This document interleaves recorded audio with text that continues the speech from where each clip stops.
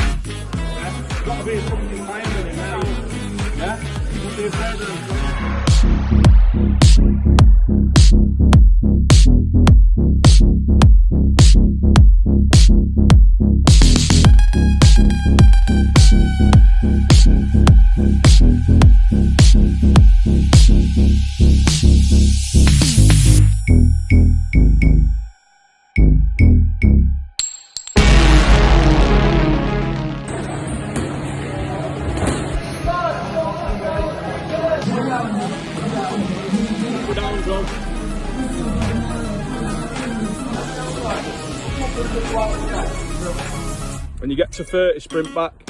Have a split position.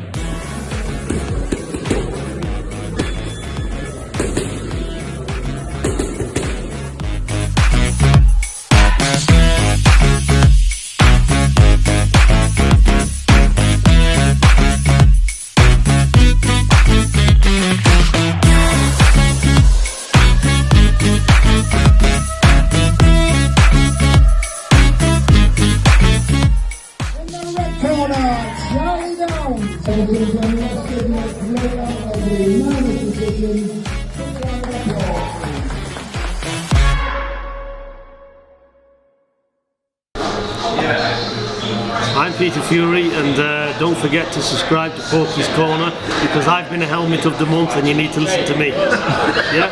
So follow him, yeah? And get the fella some followers up, for Christ's sake. He wears his heart on his sleeve, he's a good man, Russ. So follow Porky's Corner, he says it as it is, and you know, I appreciate the helmet of the month, Russ. No problem. No problem, thank you very much. You're welcome, mate.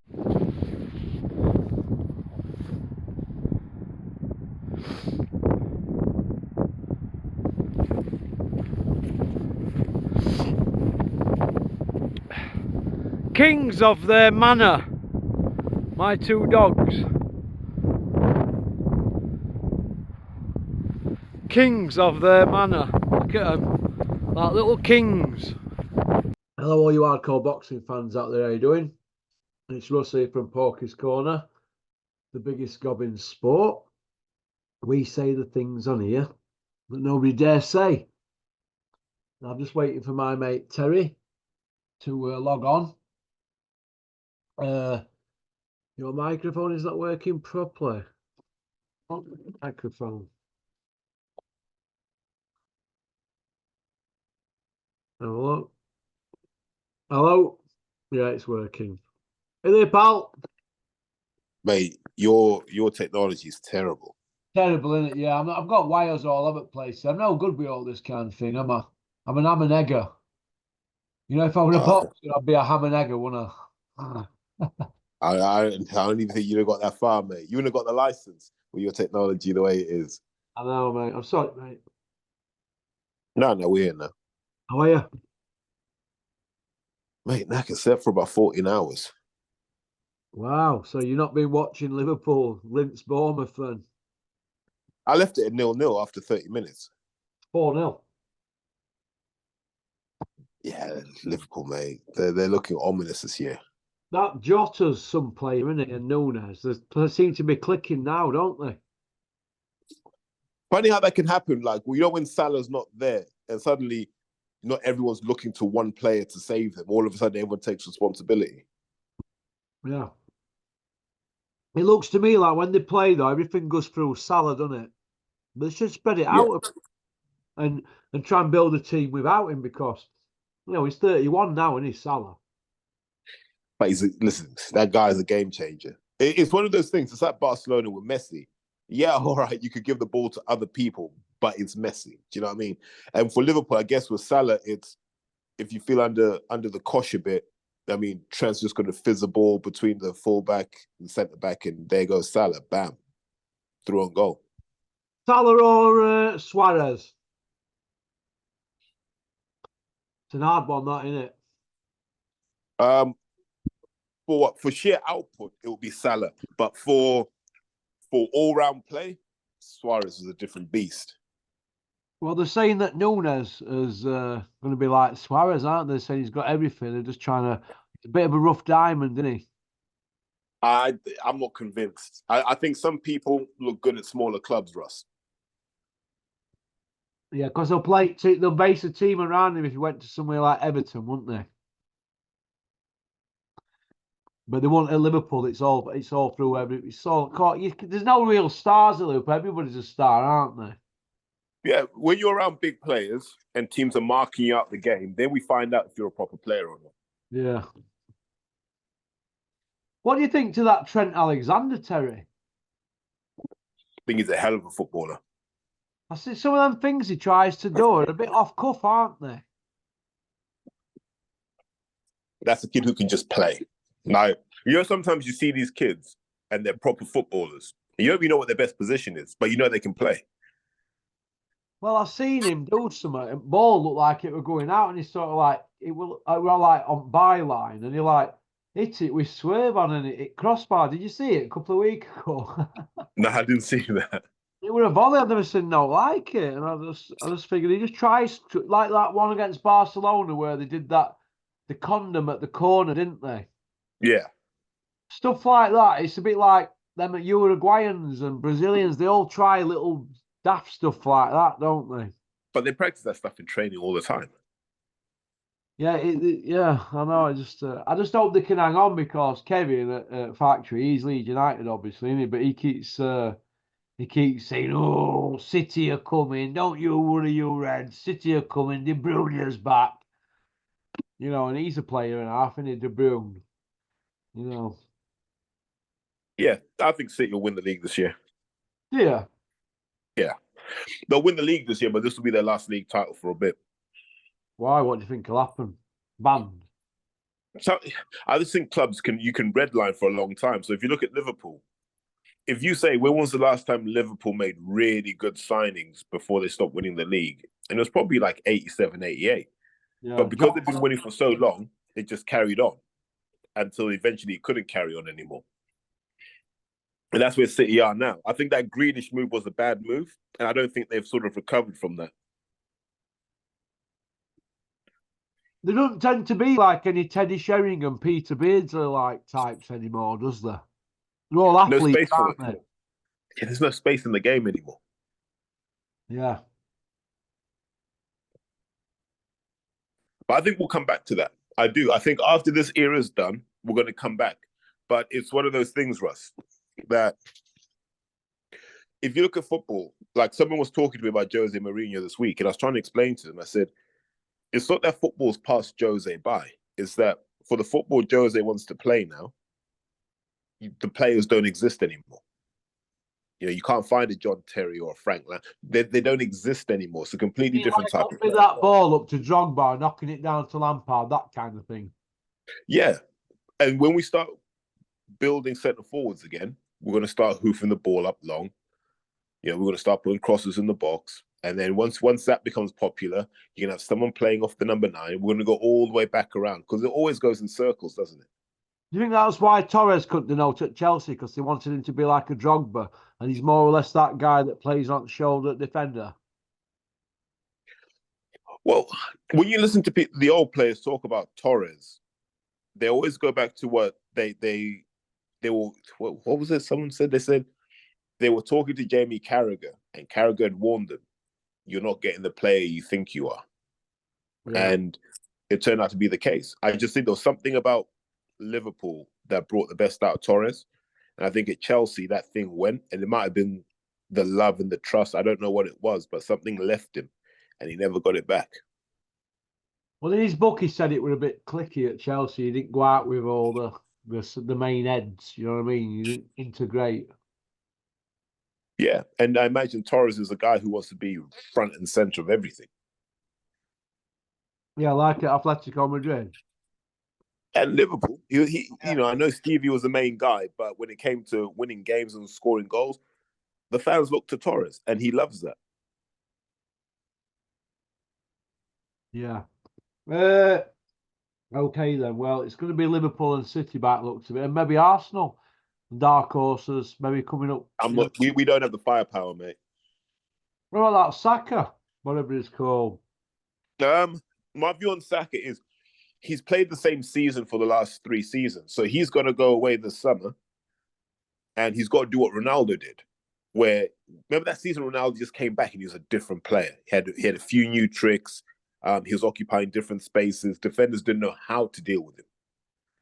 Saka's got to become that guy next season. If he doesn't, I don't think he's going to fulfill his potential. Okay. Right then, we're going to go balls deep. Last night's show, I've just been looking online. There always seems to be a baying mob, doesn't there? Whenever there's a tight one. Boxing fans love to complain, but one thing I've learned is boxing fans know what they watch, but they don't understand what they're watching. Yeah. I when people tell me that Michaela Mayer was robbed, I'm like, I don't see it. I don't see it. Do you know what I mean? I was like, I don't see it. Like, she wasn't even ahead after 5 rounds. Like, how are you? Yeah, boxing fans. What did you think to the actual performance from Natasha Jonas? Because she doesn't seem to throw as many punches as she used to, but what she throws tends to land, doesn't it? Is that we age? Because I don't see anybody having a go at her because she's 39 now and saying, how's she doing that at 39? But they were last week regarding Betterby. Right. I think women tend to last longer. So I don't think women tend to tail off in their late 30s. I think they can go through for another 6 or 7 years, to be honest. It's more about how much punishment they can take past that age. Yeah. So I think Tasha's probably good for another couple of years if she wants it. The only downside is Tasha's been boxing for about 15, 16 years. So how many training miles has she got is the real question. But if you look at what they were always going to try and catch Michaela Mayer being reckless, because that's how Michaela Mayer boxes. It's just loads of punches that have very little impact. That's why she doesn't hurt anyone. Like, she's not known for really hurting people unless she's got a massive size advantage. Whereas Tasha hurts people. We've seen Tasha put people down. We've seen Tasha make mincemeat out of people's faces. And I think that's what Tasha decided to do, was just be a counter puncher. As long as she could manage the distance with her feet, that was good. I thought there were 2 parts to Tasha's performance. When she discovered the 4th movement, she was really good. When she didn't have the 4th movement, she allowed Mayer back in the fight. And this is what I mean about boxing fans not understanding the game. That 4th movement is very important in boxing because most people are taught 1-2 left hook, right? And then they stop. So psychologically, because you're primed to think in terms of 3 punches, even if you're a counter puncher, you know, it might be slip, straight right, left hook, straight right. You're always encouraged to think in terms of 3. Yeah? So everyone's trained to do that. You bring in a 4th shot or a 4th move, you upset their balance, right? And that means you can go again. So let's say Tasha had thrown a 1-2 left hook to the body. She normally stopped after that left hook to the body. If she had just thrown the right hand and let it go, she'd have had Michaela Mayer reeling backwards. You go on the attack again. And I think when she did that, she was dominant. But she didn't do that often enough, in my opinion. And a lot of boxers can learn from that. That 4th punch, it can be a punch, it can be a movement. That 4th movement is what makes it really hard to get at people. It's why Vlad was really good, because Vlad knew if he took 3 steps back, he'd nullify any attack that came his way. He only ever struggled when people came with 4 or 5 shots. then he was like, oh, this is a bit more than I'm used to. And so I thought what Jonas did well was she understood that Maya was going to bring that work rate from the lower weight classes. And she said, my job here is to let her know the shots are heavier here and they're more painful. And she did that. And you saw, like, every time she was hitting Maya, like, you could hear some of those shots, actually. Those body shots were sinking in. The headshots had Maya going backwards. I thought everything Tasha did was dominant. Now, we can debate whether she could have done more or should have done more, but everything Natasha Jonas did was more dominant than everything Michaela Mayer did. That's why Natasha Jonas is a fair winner in my eyes. Okay.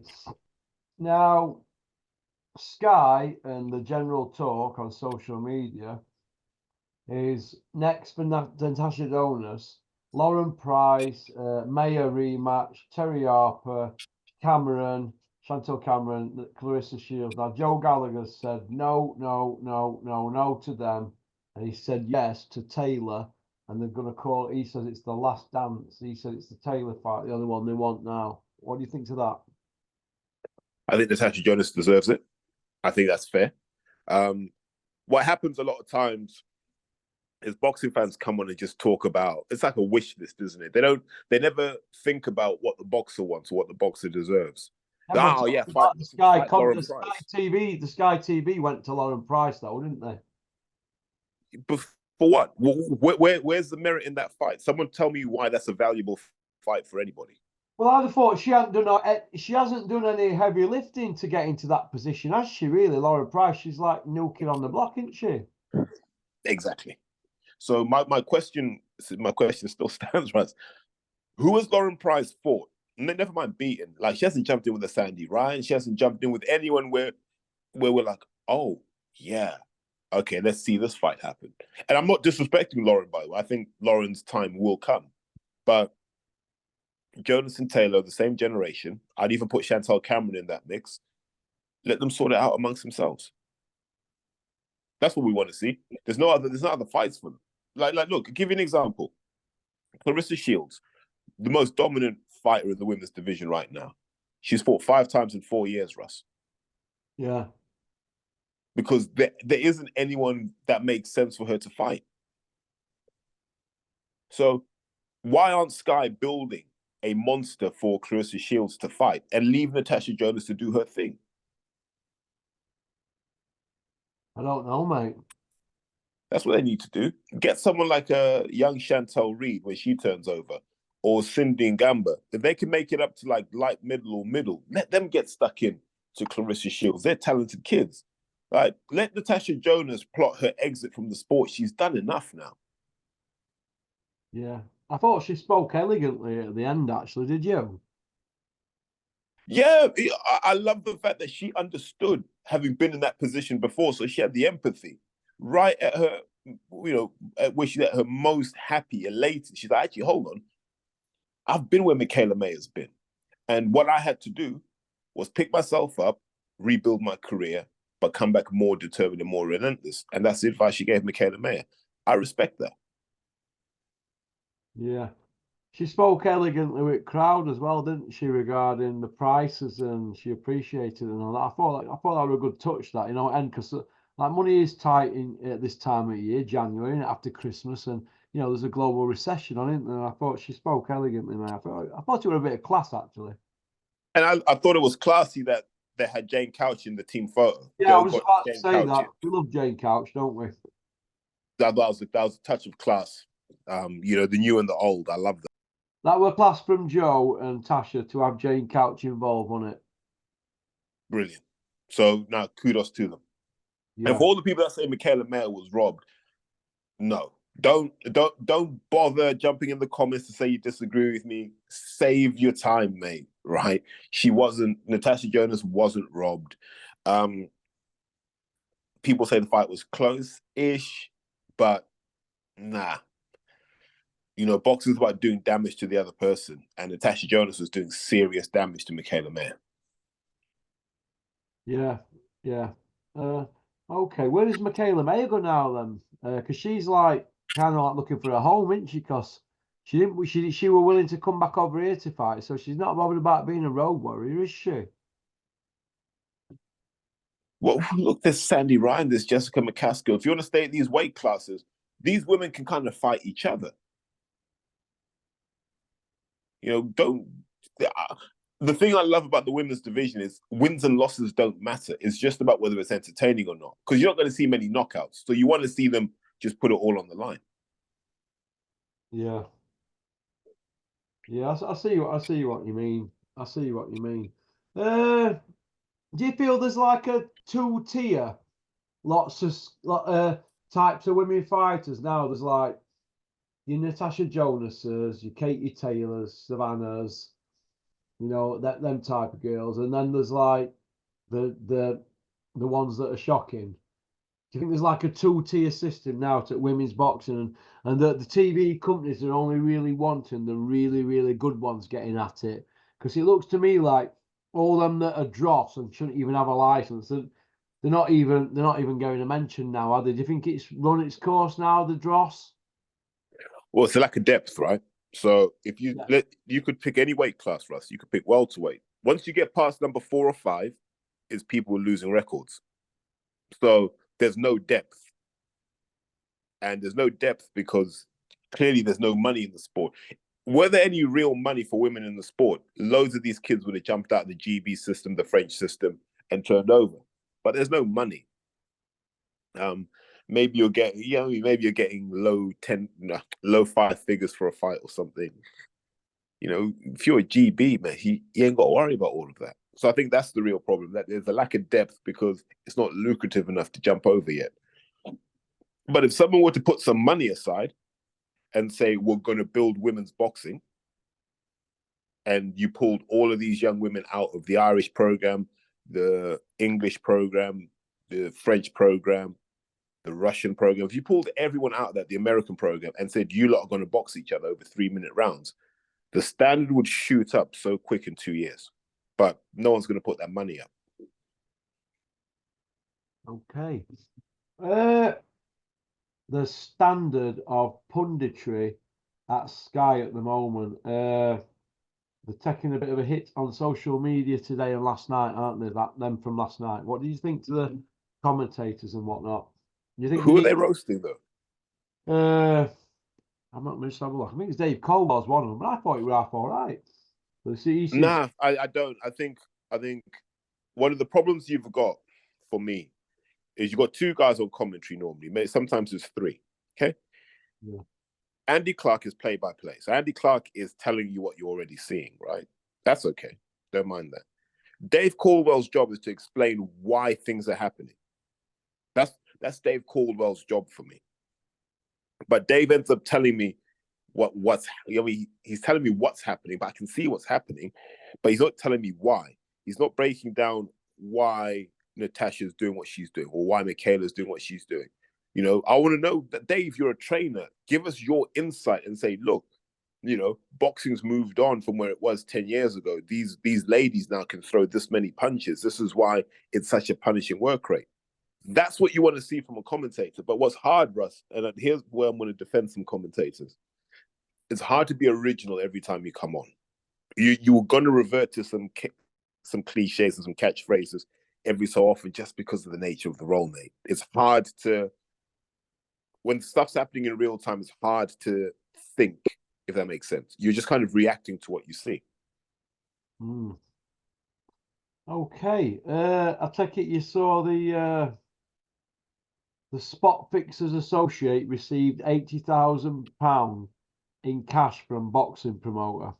Have you seen it in the Times? Oh, okay. I know where you're going with this. What was the money for? Do we know? It just says close connection of Mazhar Majid, the agent who went to prison for his role in Pakistani fixing scandal at Lord's, given money in a bag from representative of boxer. I mean, Johnny Nelson's come out now. He's saying, well, people need to get the stories right, lawyers involved and all this. So I don't really understand it all, what's going on here. You want me to read it out? No. I've got a rough handle on it.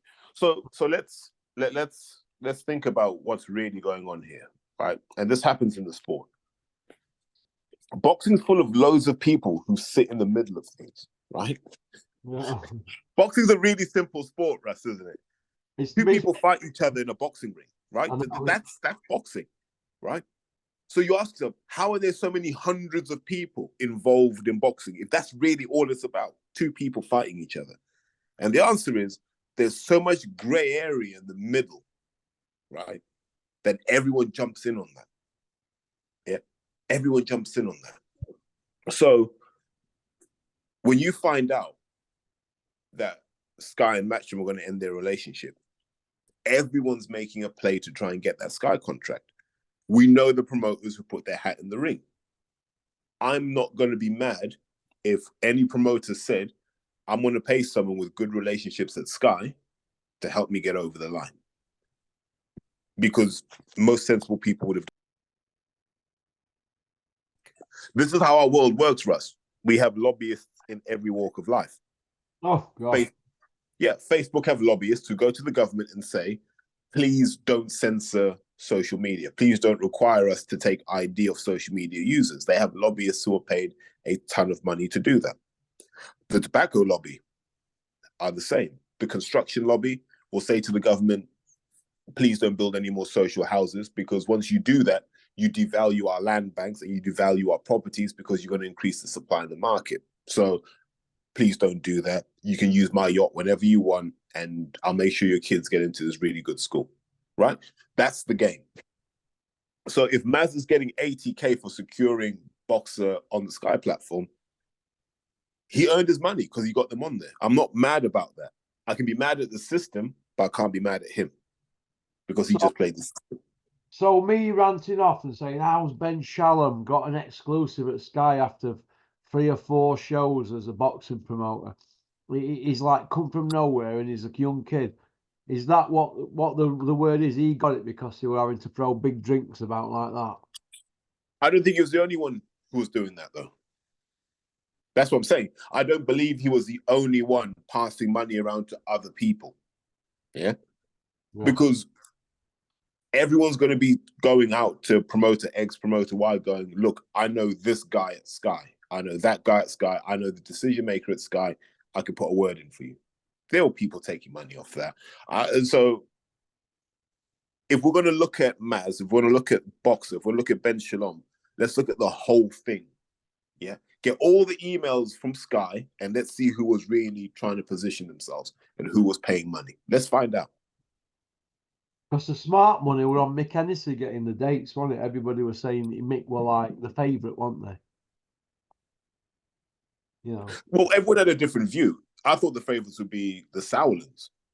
Did you? Well, they were them and Hennessy, weren't it? But I was told it were looking like it were Mick Hennessy, and if not, it'd be Caliber. He were like the smart money. That's what the people in the game were saying, like. But Hennessy had no fighters.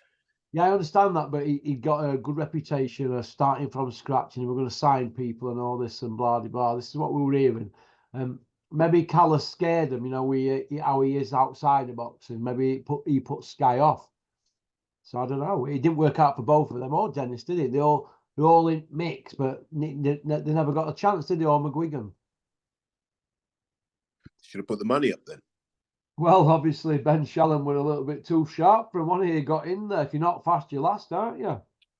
Listen, if he knew the game or the people around him knew the game and said, this is what you're going to do, fair play to them. Well, listen, right? that's what I say. You know what? If Ben Shalom's had to do that to get in there, good on him. He's not squeaky clean. I kind of like him now. I think, go on, Ben. Pop, Ben. I might stop calling him Adrian Mole. I might start calling him the new Big Ron. Yeah. So I can also understand why people would be then saying, well, is it good for Mas to have that much leverage over Boxer? And I say, well, he's only really brought 2 guys to Sky, hasn't he? He's brought Boatsi over, which whether that works out or not, time will tell. But that's not a shabby name. He's not like he's a no-hoper. He's a good fighter with a good record. And he's brought Eubank over, and Eubank has added value to Sky. So you can't say that Maz has been bad for Sky, for the record, right? Because what he's brought over has been good. And then if you look historically, he was involved with David Hayes' comeback. So he brought that to Sky as well. So people are forgetting this guy's added a lot of value to Sky. It's not like this is just a guy who went from match fixing to boxing. No, he built a profile and said, right, I've got relationships with Sky. I'm going to see if I can make them work for my clients. And that's what he's doing. People can learn from this, right? Instead of being mad at him, learn and go, oh, how did he do that? Oh, was it because he had good relationships with people in the sport? Okay. So instead of always being negative, how about I build some good relationships in the sport and see where that gets me? And you will probably end up on Sky or BT. Yeah, well, didn't out of them handful of shows that he put on, or were it 4 or something? You have to go on Box. I think it's 4 or 5. I don't even think it's 5. Carl Greaves were holding his hand for 2 of them, wasn't he? But Carl Greaves is involved with Sky now. Yeah, I understand that. Yeah, but Carl Greaves were having to hold Ben's hand. No, when he was first started out, Carl Greaves did a bit with him, and then Yeah, that's fine. pardon? That's okay. Yeah. Yeah, but then when Ben got the deal, Adam Smith came out and said, "Well, Johnny Wisthausen's going to oversee things." Is that like the old head overseeing things to make sure things didn't get out of hand, or making sure people didn't take the piss out of him because he's a young kid? No, I've met Ben. Ben's not an idiot. I know people will look at him and go, "Oh, he's this." Ben's a sharp kid. He's a sharp kid. You get someone like Johnny Wish involved because everyone likes him, so he can get fights made, whereas maybe others would struggle. I think Kevin Campion is now also in a similar role, where these are your deal makers. They're the guys who know all the trainers, all the managers, and they can have a conversation and say, look, we're thinking of doing this fight. What do you guys think? So I can see why you do that. You know, you need a good structure and a good system around you. So fair play to them for having the vision to see that. If the aim is to keep Ben Shalom in that position for the next 3 years, then hopefully he's learning off these experienced guys, and then he'll be able to do it all his own way at some point. Yeah. Do you think that Ben will get his deal renewed? If Sky stay in boxing, I don't see why not. I don't think the only other option you would have would be Hearn to separate himself from the zone and come back to Sky. Does he need to do that? I don't know. So if it's not going to be Hearn, it's going to be Shalom. There's nobody else. Yeah. Okay. The pay-per-views that Ben's put on since he's been there, they've been Brooke Khan and Beefy and Eubank twice. Do you think that's a poor return? Well, we complained that there were too many pay-per-views, right? Yeah, I understand that. Yeah, but you know, pay-per-view, in my opinion, is supposed to be one of them fights. We can't miss this fight. You know, like I said, Brooke Khan was one of those. But Brooke Khan was one of those. Yeah, I understand that, but don't you think that when we got Brooke Khan, they were like both, they'd been through mill, hadn't they? But they still fought each other. Yeah, it still did good numbers, didn't it? Which is amazing, isn't it? No, but look, those guys could have been 65 years old. We'd have all watched them fight because we knew it was personal. Yeah. We would have paid to see it fight in the same way that you'd have watched Muhammad Ali and Joe Frazier fight, even if they were like in their 60s. You'd have, because it's real. Yeah. So Eubank versus Liam. People would say the first one was worth it because they got to see Eubank flattened. So a lot of people got their catharsis through that, so they were buzzing. And then the rematch was always going to be on pay-per-view just because the first one was. But at least we haven't been shafted. Was Taylor Cattrall on free to air? Can't remember. I think that were free to air. It might have been. I don't know. Kent will probably know that. But Kent, at least. But go back to Porky's Corner, right? When you were telling us how many pay-per-views Matchroom had done, and you're like, "This is too much." Yeah, they did go through a phase where everything was pay-per-view at one point. I mean, no disrespect to Scott Quigg and Frampton, that shouldn't have been pay-per-view, should it? When they brought pay-per-view back, that one of them after Frotch got it going again. And I didn't see where Frampton Quig were paid for. I know they hyped it up on IFL, didn't they? And they got Joe G and Shane McGuigan at it. But for me, that wasn't a pay-per-view fight. They didn't deserve it. They got it, and good luck to them. Good luck to Scott Quigg. And good luck Wasn't to that a unification? Adam. Yeah, it was. It Wasn't was a unification, but we were led to believe that pay-per-view was supposed to be for mega fights. I understand unification is a big thing, but they weren't mega stars, were they, then, them two, were they? Well, Frampton was huge in Northern Ireland and the Republic. Yeah, he was huge. Well, I don't know. Years ago, when pay-per-view come out, it was supposed to be for like real, like Spence Crawford, Usyk Fury, Bivol Beterbiev, them sort of fights. I just never really saw that as a pay-per-view. I know they got paid. Okay, so I'll give you an example. I'd sooner pay for Quig Frampton than I would for Bivol Beterbiev. Why? Because the Brits. That, but I've also seen their journeys a lot closer than the other guys. Yeah. And so that's why you can see why people say, look, pay-per-view. Because the arena sold out, pretty much. And then I look at that Oscar Valdez and Scott Quigg, and I was more or less going into a mad frenzy over the fight because I knew Quigg brings it, and I knew what Valdez were. And in my little tiny mind, that were like, an hardcore's wet dream, but nobody even gave it a second thought. In me, did they, Terry? That fight. No, and they look, proper spilt the guts, didn't they, in it? the sad thing about life is no one cares about the hardcore. Yeah, I understand. It's too small. It's not economically viable, right? Because they don't pay for anything. So why would you care what they think? Yeah. That's the sad part about it. Like, people call themselves hardcores that take pride in it, but they're of no economic value to boxing. Yeah, I understand that. Yeah. If you shut down BoxRec and if you shut down YouTube, what would these guys have to do? They'd be fucked. I would be. You know what I mean? Like they don't go to shows. They don't go to amateur shows. We don't see them in the gyms very often. So they call themselves hardcore boxing fans. What are you involved with in boxing? Nothing. You're on the internet. And let me be very clear. There's a home for the hardcores, by the way. I think you should have them because they give a different perspective and a different energy. But if you're making financial decisions, you can't consider them because they don't pay for anything. Yeah. Yeah. You know this. How many subscribers have you got on your channel? And how many subscribers have you got into your members section? 150 something, and there's about 13,400. So just over 1% of your subscribers, and you're the voice of hardcore boxing. Well, they don't want to pay the £5 odd, do they?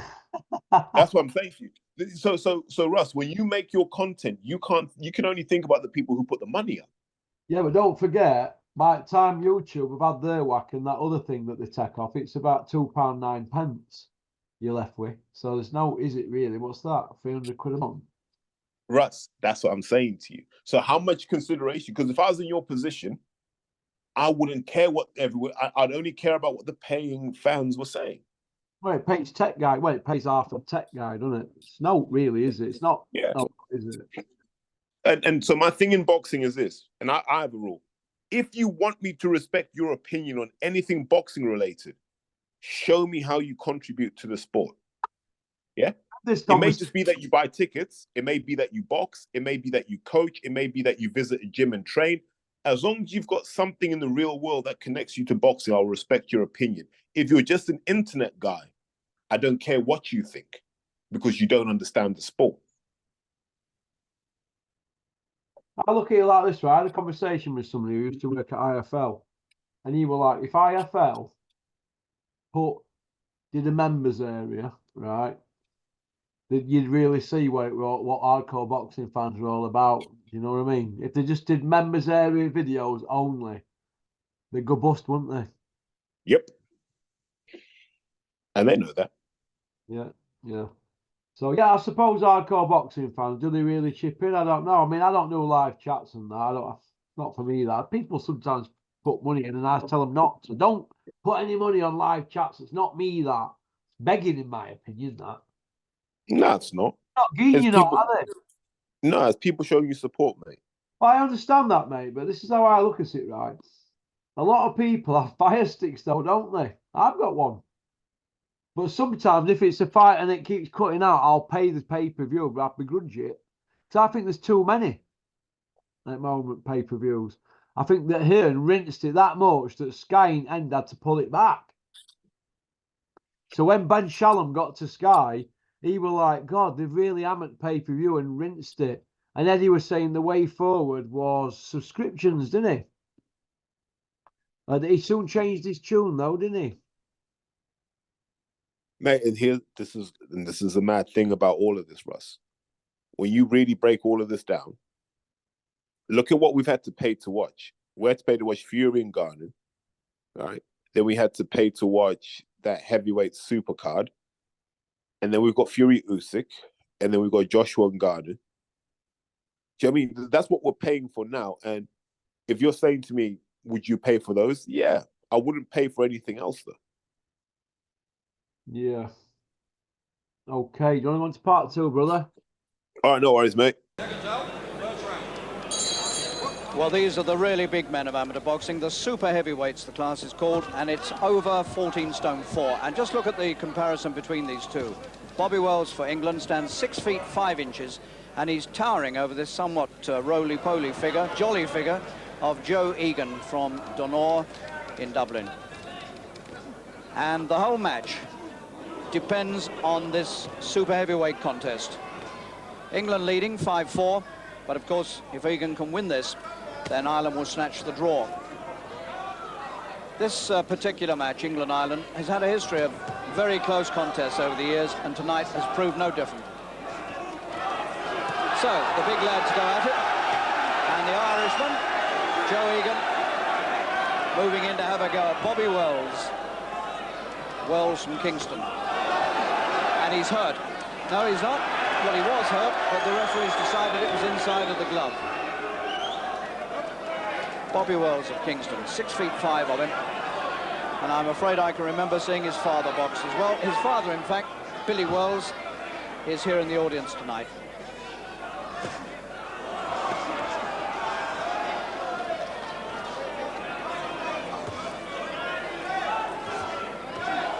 Well, young Master Egan, who's 18, has come to have a go. Wells is 23.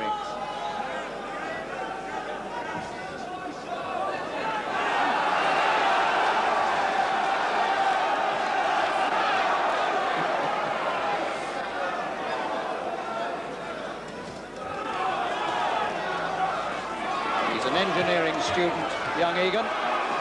What a little battler he is.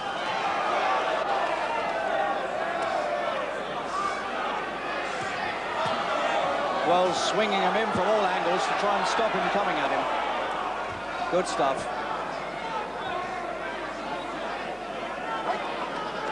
Well, they never go 3 rounds like this. Egan's put a tremendous amount into the first couple of minutes.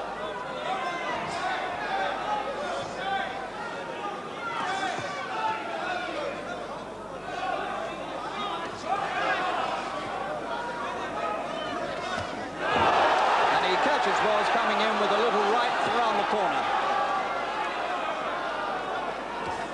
Now you pays your money and takes your choice as to what will happen here.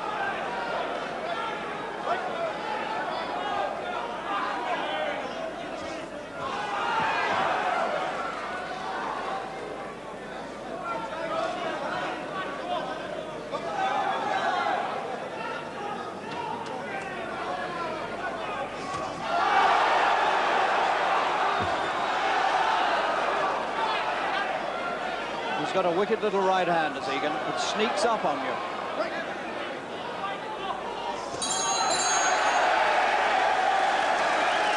And the crowd absolutely love this.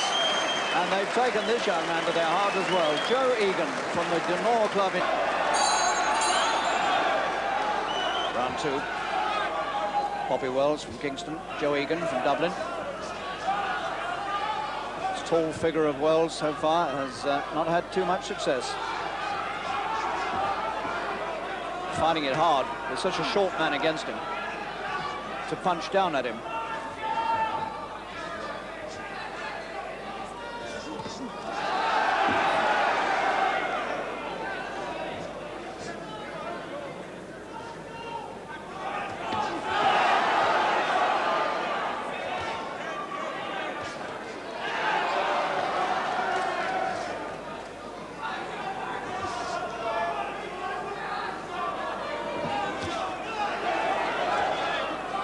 Wells also making his international debut for his country tonight, like Egan.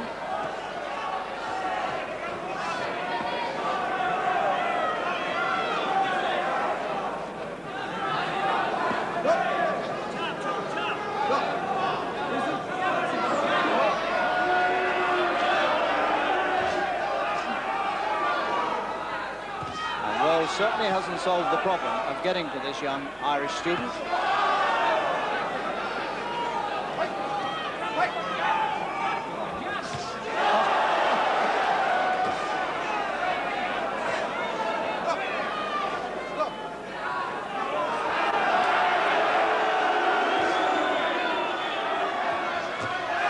It's amazing that Egan can get this close to this very tall man with all this reach. And Wells, by not using straight punches, simply can't keep the man away from him. The roly-poly Irishman swarming all over Wells.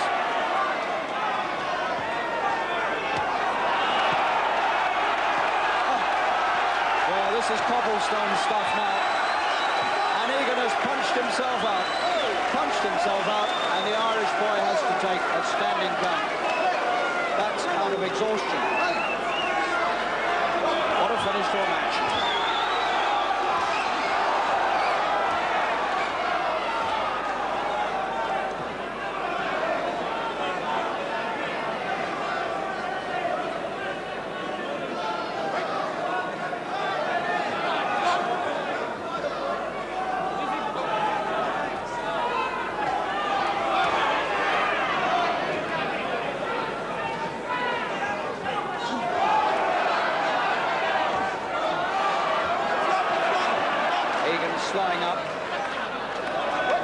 Slowing up all the time. He needs that bell to come.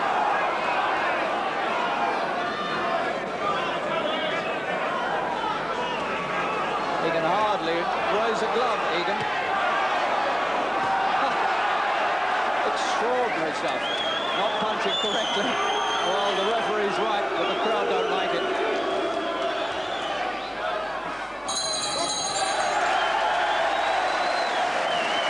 If ever a man needed a minute's rest, Egan most certainly.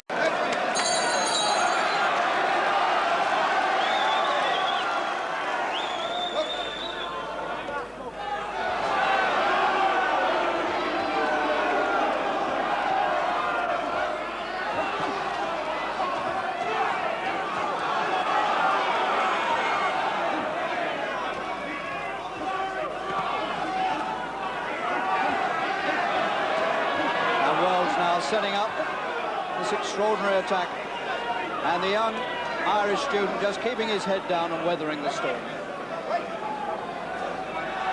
Real old-fashioned stuff this is.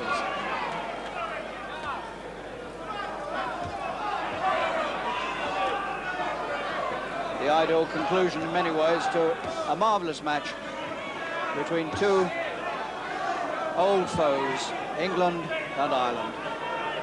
They've had many a marvellous battle in the amateur boxing ring.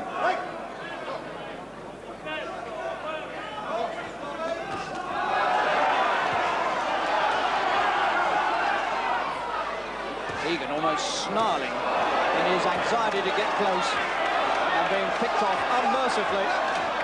Standing count, second time. Well, it'll be a great pity if Egan can't get through 3 rounds here. It'll be a great shame because it's been such a marvellous finish to an evening. And the whole crowd here will be hoping that Egan can make it to the bell.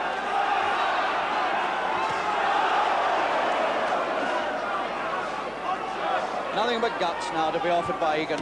He's got plenty of those.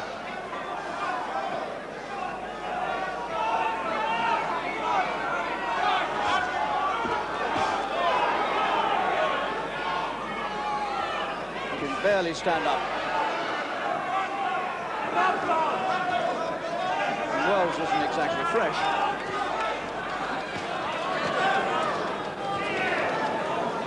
Under a minute left. Oh, he's got it. He brought the right hand sweeping up, and Egan couldn't step out of the way of it. And the referee has counted Egan out on his feet in the final round. He couldn't make it to the end.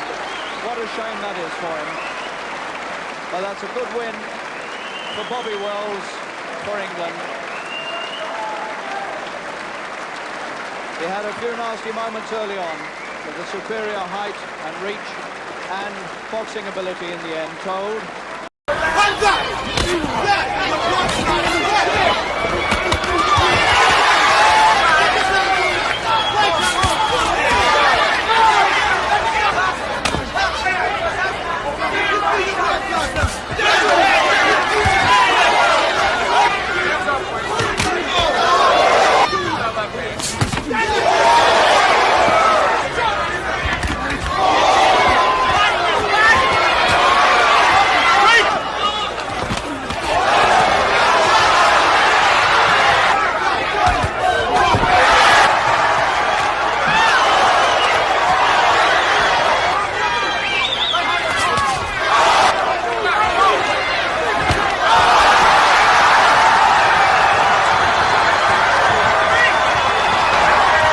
Right, there you go. There's two videos there.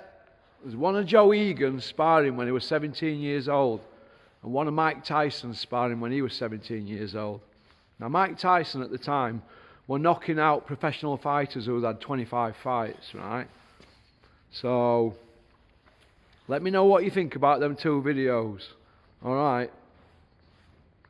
Toughest white man to ever spar Mike Tyson. Yeah. Alright, pop, pop, bang. Big Joe Egan, I'm still waiting for you to come on Zoom.